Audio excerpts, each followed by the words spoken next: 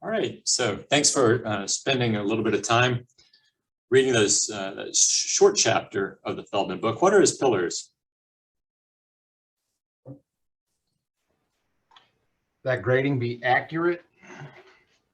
Yep. Accuracy. Motivational. Accurate, motivational. And bias resistance. Bias resistance. Yes, exactly. Thanks very much. And so the practices that he later goes into in the following chapters align with those principles. Take a look, Bobby, did you drop in the chat the CPS grading policy? So when you do a search for a grading policy in CPS, Bobby's dropping it in the chat now. Oh, all of them. So just look at the one from CPS, and basically all you get is the promotion policy. That's all the guidance we get from CPS. So not a lot of pillars there.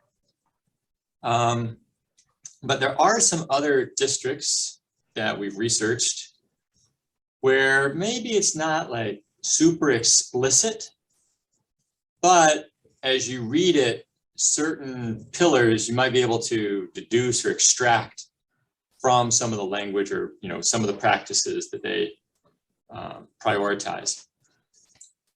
So what I'd like for us to do now is I want to split you up into 3 groups, with a third reading the CPS CTU grading guidelines, including make sure to read the beginning of it with the language from the contract. A third of you reading San Diego Unified's policy, and a third of you reading DC's policy. And then getting back together, and we'll discuss what pillars maybe you've been able to extract from these. I hope you got some good conversations in there, or at least got a chance to read those and discuss some of them. You may want to go back and take more time to read them more thoroughly, but at least that gave you a taste. So with the first one, those of you who are reading the CPS CTU grading guidelines, again, even though you didn't see any pillars explicitly stated, especially as clearly as Feldman does, what might you be able to extract as a pillar, just 1 or 2, from reading the CPS CTU guidelines? It seems like the biggest pillar for CPS CTUs is that you have to have a grade in there, or 2 grades in there. Doesn't matter what it is, but as long as you have a grade in there. Okay. Thanks, John. Anybody else who was reading that section, were you able to pull out anything that might look like one of Feldman's pillars? I think to add to that, just like around clarity, an attempt of anti-bias, just saying that like it has to be clear how you're grading up front to like parents, teachers, students, and administration. Mm-hmm. Thanks very much. Thanks, guys. What about San Diego Unified? I really enjoyed, the first time I found that, I was kind of blown away. I think it's the most progressive grading policy I've seen in the country. What are some of the pillars that you're able to draw out from there? We found that it was accurate around being standards-based, of course, so the grades reflecting the standards, and then using kind of a rubric scale, 1, 2, 3, 4. And then motivational and providing multiple measures, and clearly explicitly making sure that that's clear to every educator that they must, I guess, provide these opportunities. Mm-hmm. And then bias resistant and separating out citizenship marks for like, so that behavior or behavior type grades are not in the actual academic grades. Thank you very much. Anybody else from that group want to add on with the the San Diego? Like it's very explicit and have the 3 pillars in there, and the progress as my colleague mentioned, and the use of like change even the mindset, the words from superior to exceeding, and like the whole district moving with more into knowing about those pillars and using them. Mm-hmm. It showed their policy, like 3 of them there were there. And that was good. I like it. Thank you. What about those of you who read the DC policy on grading? Was there anything in there that you think you could pull out as a a pillar?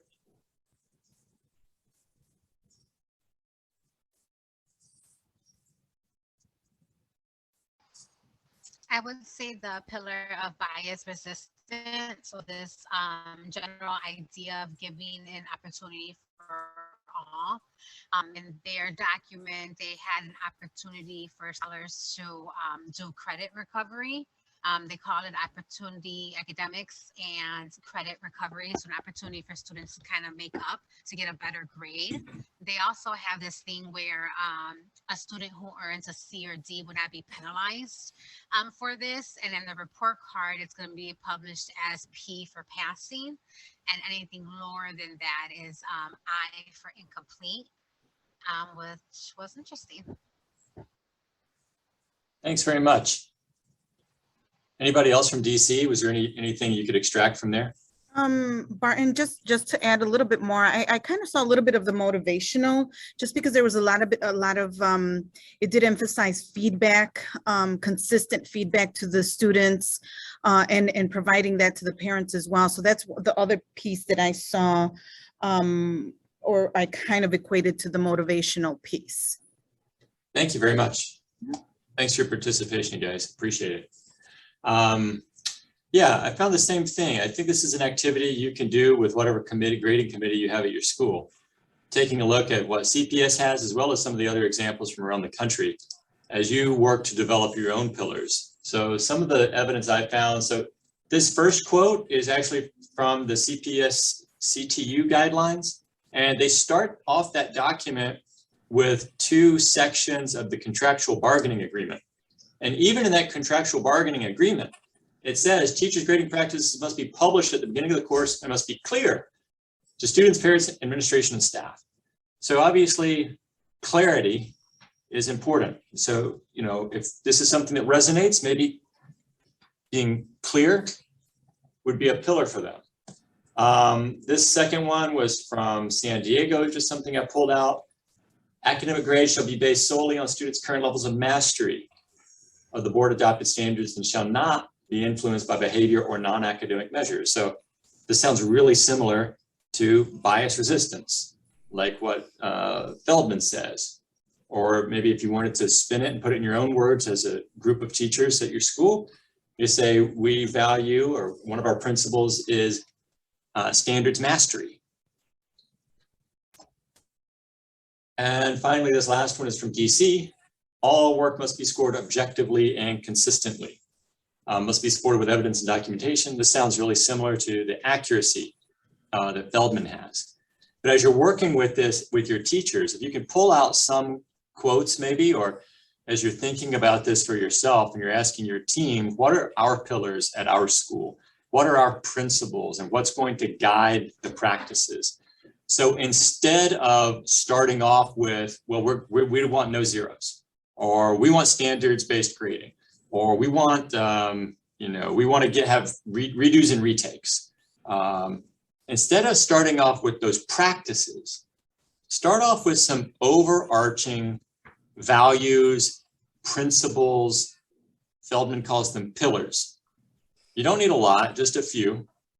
And then you can start talking about whether or not, well, does having zeros instead of 50s, like which of these is more, one of them is motivational, let's say, one of your pillars is motivational.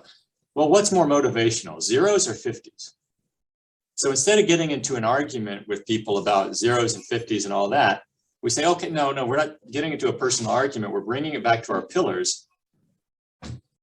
Which practice is most aligned to these pillars that we've all agreed are things that, we agree to about grading? Hope that makes sense.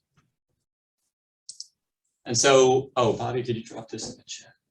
I'm going to drop in the chat. This is kind of like an early draft version of some principles at Chavez. This is just one template. Maybe some of you guys have your own templates. Please feel free to use your own template if you want. This is just, I kind of copied a little bit from the DC template because I really liked the way they had grading is not. I like that part of it. So we did that as a team here at Chavez. And then you'll see on the right side, you'll see some practices. Those are not something you need to develop right now, but maybe those are things that you want to take a look at further, or maybe as in your conversation with your ILT, maybe some of those things like standards-based grading or not having zeros or group work or whatever. Maybe those things come up and you can say, all right, well, let's put that under this value and let's come back to it and see what kind of evidence exists to see whether or not we're already aligned to that, or maybe we're not aligned to it with actual practices. So please feel free to use that as a template if you would like. If you have your own template, that's fine. And if you want to share it with the group, send it to me and I'll be happy to send it, or Amir will probably help me send it out to everybody if you've got your own template that you really like and think might be useful to others. And so we're done. We're a little bit early. Smaller group today, but it was great speaking with everybody. Here's homework. Barton? Yeah. I have a question. So you did the template, I understand the template as it is given, but did you just came up with what the pillars are and then people wrote out what it is, what it's not, and then what it looks like? Right. That was just like a way for us to try to present it clearly to staff. So we started off with reading Feldman. We started off with looking at some of these other policies from around the country. I've given you a few, but you're welcome to try to research more and say, okay, guys, let's come up with like, what are our overarching values or principles or pillars, as Feldman puts it, that we have at Chavez. So that'll take some conversation and a little bit of time. And then, okay, like, let's define that more clearly. What do we mean by that? What does it look like? What does it not look like? What is it? What is it not? And then the next step after that is, all right, what practices do we need to evaluate or look at in light of this? What are some of the things we want to evaluate? And we'll talk more probably in class number 4 or 5 about those practices and which practices and how to prioritize different practices in your schools to look at different practices for ease of implementation and degree of impact. Did that answer your question, Clarissa? Thank you for asking. And so for the homework, set up a committee. A lot of you already have a committee. You put that in your in the survey I had you fill out. Thanks for doing that again. If you don't have a committee, you may want to, at the beginning of the school year here, create a grading committee that's specifically going to be doing some of the activities that I walk you through in this masterclass. Maybe it's an ILT. Maybe your ILT already looks at grading. That's fine too. But you need to have some kind of committee at your school that can look at this. Next is to work with that committee on drafting some pillars. You can use the activity I showed you. Then we're going to get more into this in the next class. But if you feel like you're kind of ahead of the game and you want to move a little bit faster, please start thinking about standardizing category names as well as the weights. So if you're already at this stage, go ahead and get your group together. You've got your pillars. Have everybody write out like, okay, guys, just tell me like what's going to be in your grade book this quarter. Write out every category name that you got. Maybe put it on a little Post-it on a big sheet of chart paper. Okay, I've got a category called evaluation. Somebody else got a category called assessment. Somebody else got a category called summative. Once they're all laid out, then try to have them group those categories into families and see if you can agree on one family name for that category that's going to be the standard name. This is going to help tremendously when you start trying to analyze your grades to see which categories students may be doing worse or better in. So instead of calling it quizzes, formative, class quiz, I mean, how many different names there are out there? Just, okay, guys, let's agree on one. So that's the first step. And then the next step after that would be to start trying to get some agreement on what the weights will be. And depending on your school, you might want to do that just within a grade level team. Maybe you want to do that middle school and high school in a department level team, but think through that, what that might look like, and start trying to agree on some weights. If you've already done that and you're ahead of the game on that too, the fourth bullet point is to try to, and not very many people had done this in the survey, agreeing to an approximate number of assignments in each quarter, each category for quarter one. So in quarter one, we've got a category called summative. It counts 30%. We agree we're going to have between 6 to 8 assignments is what the expectation is, somewhere between 6 and 8 assignments in that category for the first quarter. So if you're not there yet, no worries. We'll get there in the next couple of classes. But if you're ahead of the game, please go ahead and do that during this first week back. So that's the homework. I hope I've laid out what the class will be about. And if, hopefully giving you enough information to know whether or not you want to continue or do not want to continue. Any questions? And before, Barton, if you don't mind, if any of you have questions, I want to drop just a couple of things in the chat. The first one is today's exit slip. I promise you this will take you 2 minutes. It's going to provide us with some feedback to help us continue to improve the session for the future. And then this will also help us with tracking for CPDU credits. So in order to receive CPDU credits for the series, you have to fill out these exit slips. And then I also want to pop in the chat to register for the next session of the series, which is on September 22nd at noon. And I will also be sending a follow-up email either today or tomorrow. It's going to include the deck that Barton used today. It'll include the to-dos. It'll include that link for the exit slip and to sign up for the next session. And then I will also be editing this recording, and I'll include a link to that as well. With that, I want to thank you all for attending. We at the Fund are very excited to continue to support you all in your leadership in the coming year through this series. I know some of you are going to be in other programs such as PLCs with us in the coming year, which we're really excited about. So I will pass it back to you all if you have any questions for Barton. And feel free to email me at any time with any questions. I'll drop my email in the chat. I have a question. Thank you. With standardizing category names and weights, totally understand the merit of that. I'm thinking through how to get that collective buy-in, and is starting at the grade level and having it standardized at the grade level. Sometimes that's a step forward, sometimes that's a misstep. I was curious your opinion on that. How many teachers on a grade level at your school? 4 to 5. Oh, so pretty big. Maybe grade bands. You're saying you may encounter, you're anticipating trouble with the middle school teachers?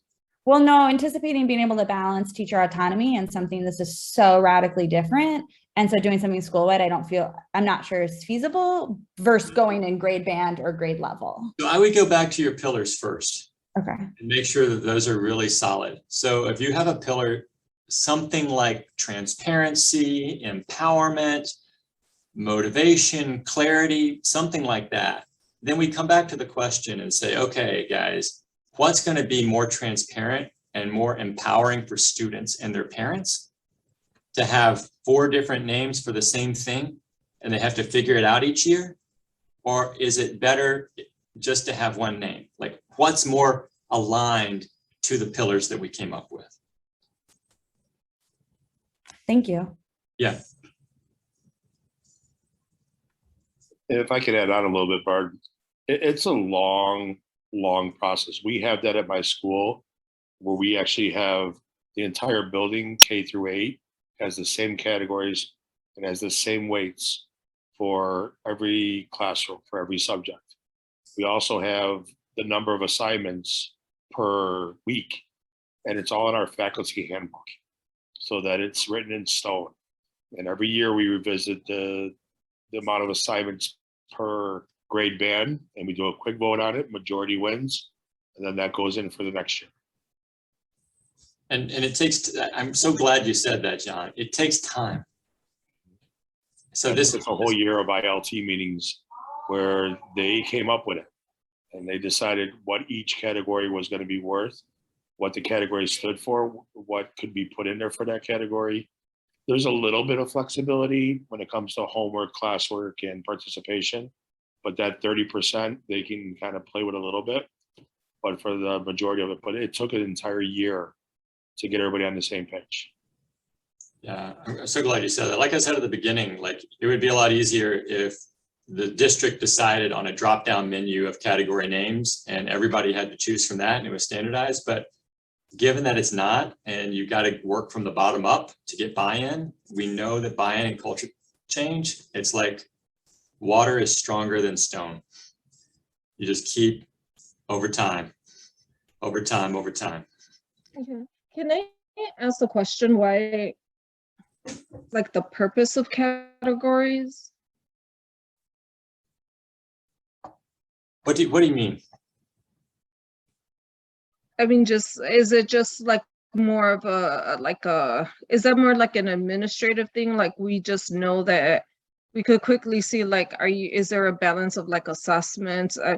I'm just thinking like long-term, right? I think that's a stepping stone towards, but long-term, if you move to standards-based, like completely move to standards-based, why is there a need for category when you're just constantly measuring student progress of mastery of the standard? Why wouldn't the category eventually be the standard? Well, even in standards-based, a lot of times people like to have at least two, a formative and a summative, so that you are measuring progress along the way, even if that formative is only like 10% and the summative is like 90%. I think most of us are probably far away from that. We'll do an activity later on in the masterclass here that I've designed where we kind of look at what's the most like there's all these things we could work on. What are the things we can work on that are going to have the greatest change, greatest impact at your school, and that are also easiest to implement? I find something like going whole school standards based is something that requires a lot of work, that's difficult to implement for not only for the reason of buying with your staff, but also because Aspen's not really set up that well for it. So if you want to go down that road, I would really think through like what are the other preceding steps to get you to being able to do that. And there are some schools out there, especially there's a few pilot high schools that have done standards-based grading and they use a separate system. They don't use Aspen, they use a system called Jump Rope. That is set up for this, to set up for what you're talking about. Everything is mastery, standards based, and you keep repeating until you meet the mark.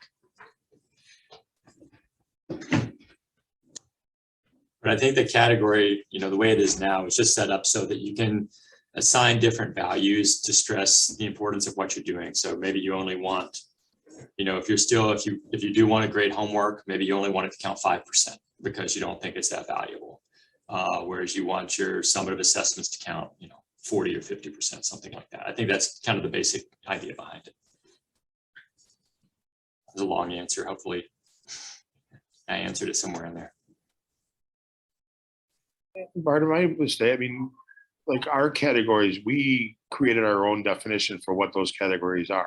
So we still use formative and summative, but our formative assessment has its own definition that our community knows, our students know, and our teachers know that would be completely different than others. You're allowed to do that also. So like our formatives are based on their ability level. Our summative assessments are based on grade level. So anytime you see a formative assessment in our grade book, that means that was how the kid did on their ability level. So that to obviously stop the problems with the parents saying, well, my kid does all their homework, they do all the work. Yes, but they're still 2 grade levels behind. And the summative grade shows that because that's based on what a 3rd grader is supposed to be doing.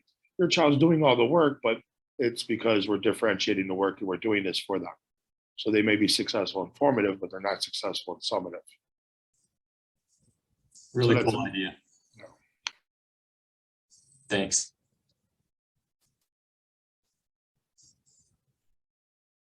Any other questions?